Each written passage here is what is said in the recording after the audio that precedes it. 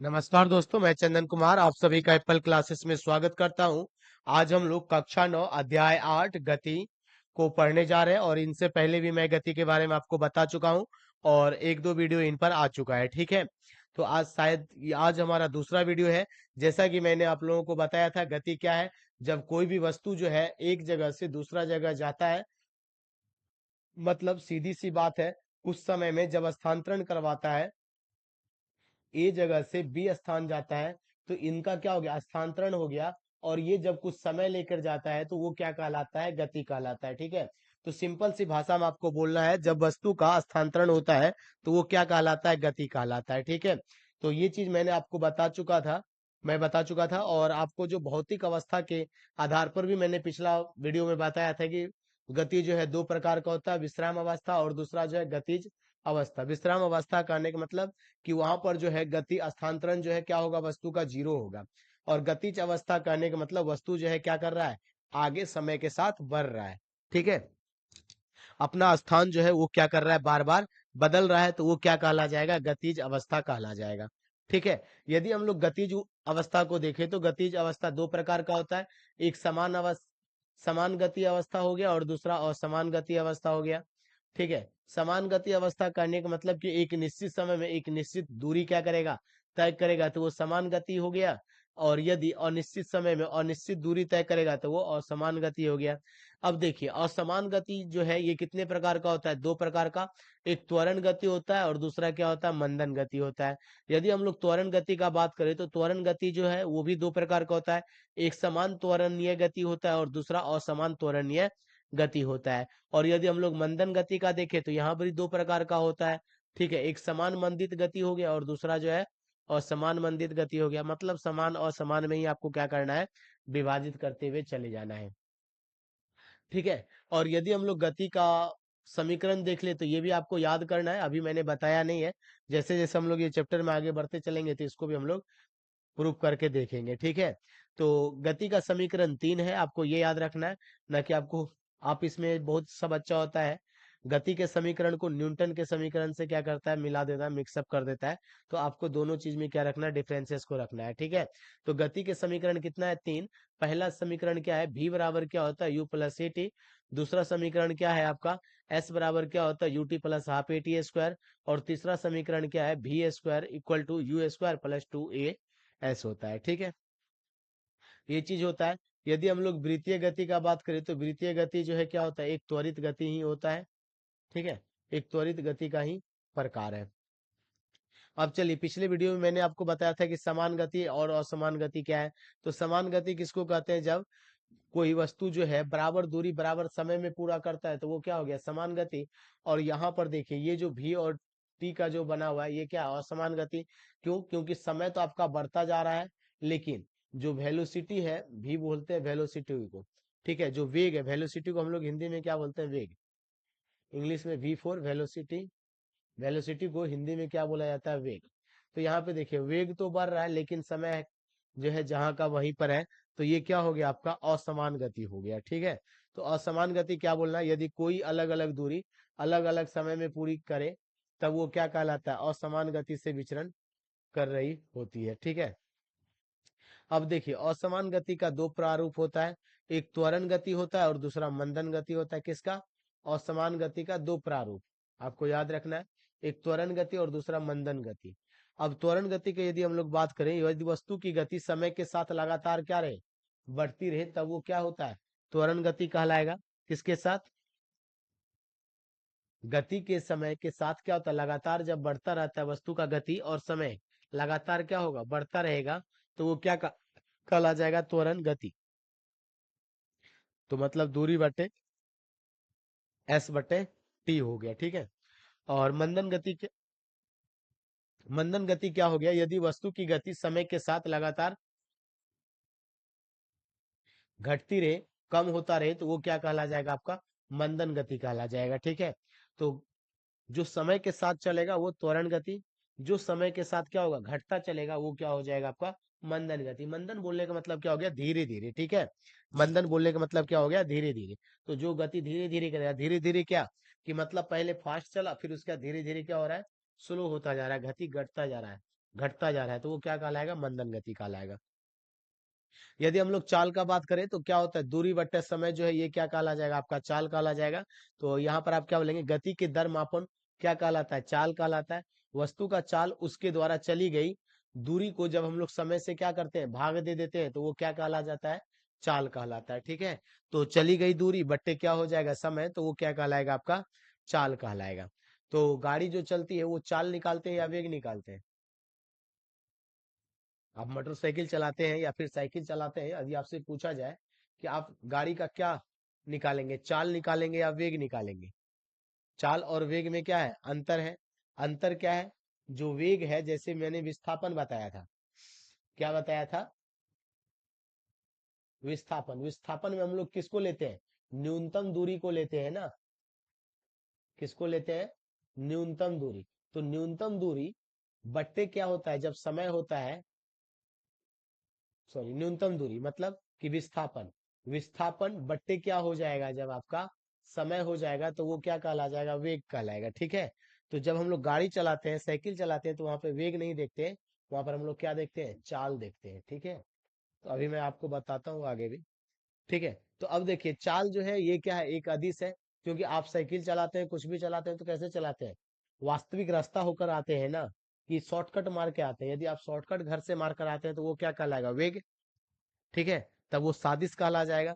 यदि आप क्या करते हैं, पूरा रास्ता को फॉलो करते हुए आते हैं, सड़क जिधर गई है उधर से आ रहे हैं, टेढ़ा गोचा मेरा, तो वो क्या कहलाएगा, चाल कहलाएगा। क्या कहलाएगा, वो चाल। और चाल में क्या होता है, आदिश राशि होता है। और कल भी मैंने बताया था, आदिश राशि कहने का मतलब क्या हो गया, ये दिशा रहित है, इसमें कोई भी दिशा नहीं होता है, कोई भी दिशा नहीं होता है, पूरब पश्चिम दक्षिण चार दिशा है ना, कोई भी दिशा नहीं होता है, तो वो क्या कहलाता है, आदिश कहलाता है। ठीक है, और चाल को देखिए हम लोग किस में नापते हैं, चाल का यदि मात्रक पूछेगा आपसे, तो मात्रक आपको क्या बोलना है, मीटर प्रति सेकेंड। जैसे देखिए यहाँ पे दूरी को किस में नाप लेंगे, मीटर में, और समय को किस में ले लेंगे, सेकेंड में। तो क्या हो गया, मीटर बट्टे सेकेंड। तो मीटर बट्टे सेकेंड को हम लोग क्या बोलते हैं, मीटर पर सेकेंड। और दूसरी तरीके से इसको क्या लिख सकते हैं हम लोग, मीटर एस, सेकेंड के ऊपर में -1 लिख देंगे। ठीक है, तो -1 लिखा गया है, तो मतलब जो एस है वो कहाँ रहेगा आपका, नीचे रहेगा, कहाँ रहेगा, नीचे रहेगा। ठीक है, तो चाल बराबर क्या हो गया, चली गई दूरी बट्टे समय। तो मतलब मीटर, दूरी के लिए हम लोग क्या लेते हैं, मीटर लेते हैं, और समय के लिए क्या लेते हैं, सेकंड। तो क्या हो गया, मीटर बट्टे सेकंड। तो चाल का मात्रक दूरी क्या हो गया, मीटर प्रति सेकंड हो गया, ms।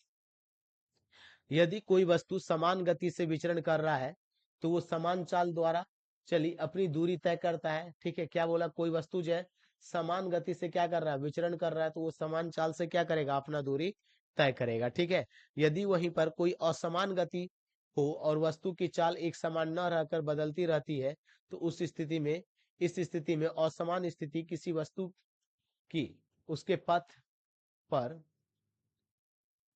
औसत चाल निकाली जाती है, अथवा औसत चाल असमान गति की स्थिति में किसी वस्तु की द्वारा चली गई चाल को एक निश्चित माप के द्वारा क्या किया जाता है, समय के द्वारा भाग दे दिया जाता है, तो वो क्या कहला जाएगा, औसत चाल।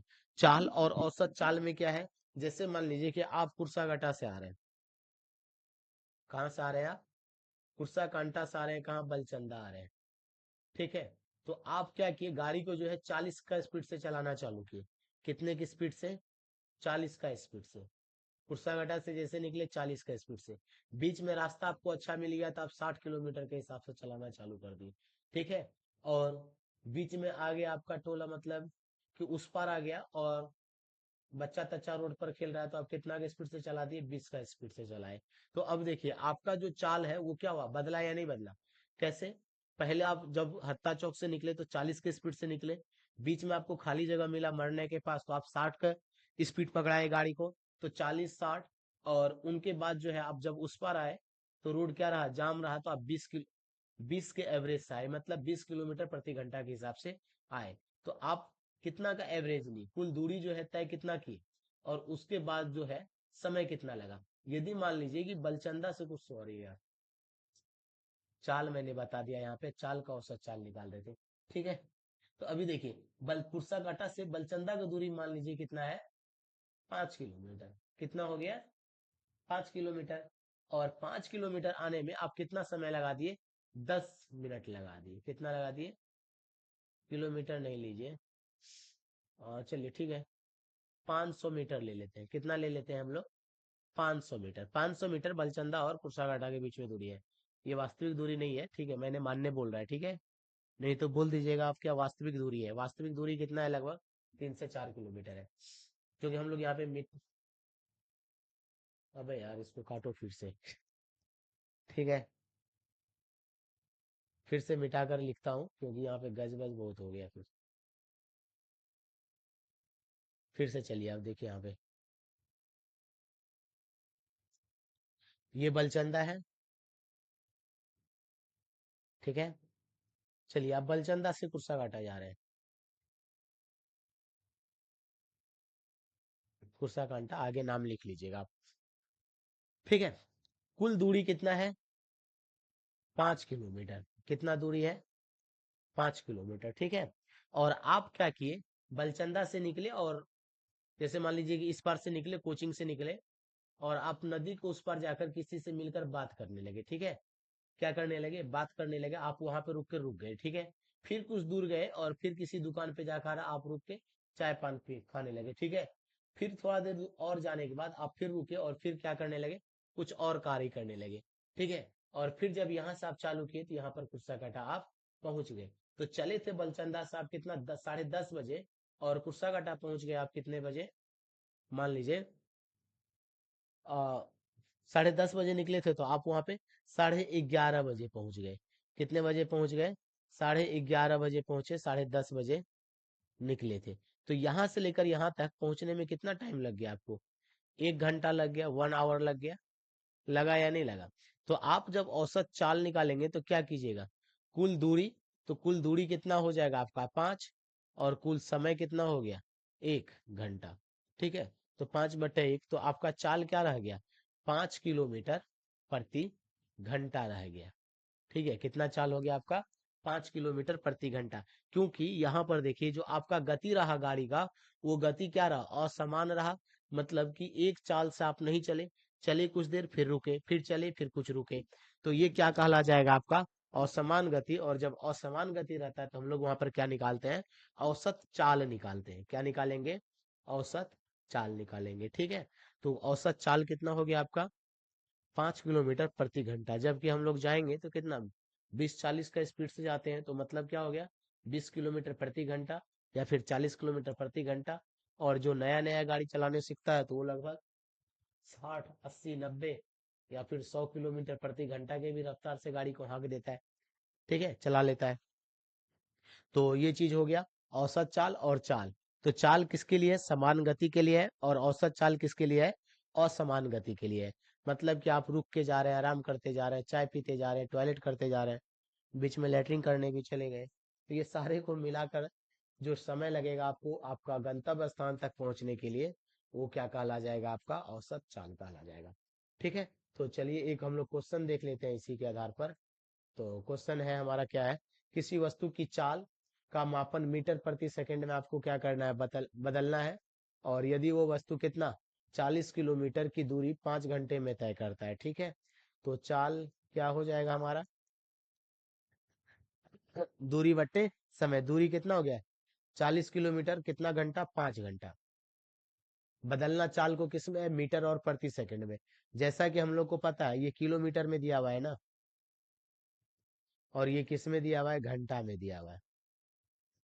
तो जैसा कि हम लोग को मालूम है कि 1 किलोमीटर में कितना मीटर होता है, 1000 होता है। तो यहाँ पर किलोमीटर की जगह पर आपको क्या लिख देना है, 1000 मीटर, बस। और जैसा कि हम लोग को पता है सेकंड में बदलना है, तो 1 घंटा में कितना सेकंड होता है, 3600। 3600 सेकंड हो गया, ठीक है। 2020 खत्म। अब देखिए ये 40 है, तो 4 से तो कट जाएगा, ये 10, और ये 9 चौके 36, फिर 5 दूनी 10। अब कटेगा क्या ये, अब नहीं कटेगा तो 20 बट्टे कितना हो गया, 9 मीटर, नीचे क्या हो जाएगा, सेकेंड। ठीक है, तो इसको हम लोग क्या लिख देंगे, 20/9 मीटर, क्या बोल देंगे, प्रति सेकेंड बोलेंगे, क्या बोल देंगे, प्रति सेकेंड। ठीक है, और आप इसको दूसरे तरीके से क्या लिख सकते हैं, 20/9 मीटर प्रति सेकेंड के बदले आपको क्या करना है, -1 घात दे देना है। ठीक है, तो आप इस प्रकार से इतने तरीके से लिख सकते हैं। ठीक है, यदि आपको फॉर्मूला याद रखना है कि किस प्रकार से आपको स्थानांतरण करना है, 4 किलोमीटर प्रति घंटा में दिया हुआ है, आपको मीटर प्रति सेकंड में बदलना है, तो आप क्या कीजिएगा, 5/18 से भाग दे दीजिएगा। और यदि चाल जो है आपको किस में दिया हुआ है, मीटर प्रति सेकंड में दिया हुआ है, किलोमीटर में बोला है बदलने के लिए, तो आप क्या कीजिएगा, 18/5 से भाग दीजिएगा, मतलब कि पलट दीजिएगा। ठीक है, तो आज के लिए बस इतना ही। धन्यवाद हमारे साथ जुड़ने के लिए, और हमारा चैनल एप्पल क्लासेस को जरूर सब्सक्राइब कीजिए। Once again thank you for listening में।